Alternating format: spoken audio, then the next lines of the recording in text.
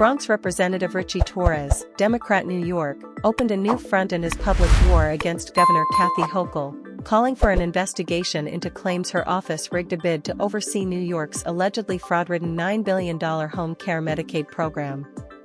Torres sent a letter to state and federal authorities urging them to investigate alleged attempts by the Hochul administration to put the $9 billion CDPAP, Consumer-Directed Personal Assistance Program, in the hands of a single out-of-state vendor with a questionable track record and to do so under false pretenses. Governor Hochul's multi-billion-dollar boondoggle merits an independent investigation, Torres wrote to both State Department of Health Inspector General Lucy Lang and the U.S. Department of Health and Human Services Inspector General Christi. Grimm.The congressman claimed the awarding of the massive contract by the DOH to Public Partnerships LLC was exempt from State Comptroller Tom DiNapoli's review, an indication that the Hochul administration might have something to hide. He quoted from the sworn affidavit of a home care provider, Carlos Martinez, cited in the Post on Sunday, claiming that a state disability official had told him Public Partnerships was getting the contract well before the bidding process was even underway. There may be something rotten in the state of New York under Governor Kathy Hochul, the congressman said in the letter. Just ask Carlos Martinez, the CEO of Bridges, whose sworn affidavit accuses the Hochul administration of putting its thumb on the scale in favor of a single contractor known as Public Partnerships LLC, PPL.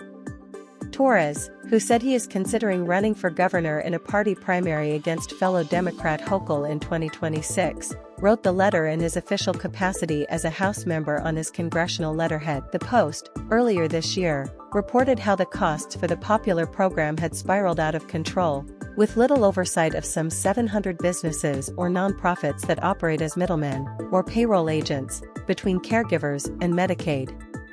In order to curb costs in the program, the DOH selected one firm, Public Partnerships LLC, to replace the hundreds of go-between companies, triggering an industry backlash. But Martinez's sworn affidavit, filed as part of lawsuit opposing the contract, alleges a state chief disability officer told him and other home care operators during a Zoom meeting in April that the DOH had selected Public Partnerships to be the statewide fiscal intermediary, long before initiating a competitive bidding process.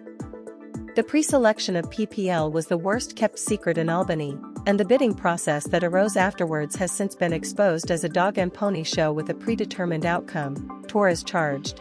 Criteria was put out. There was a desire to have an entity that was going to take over a failing system.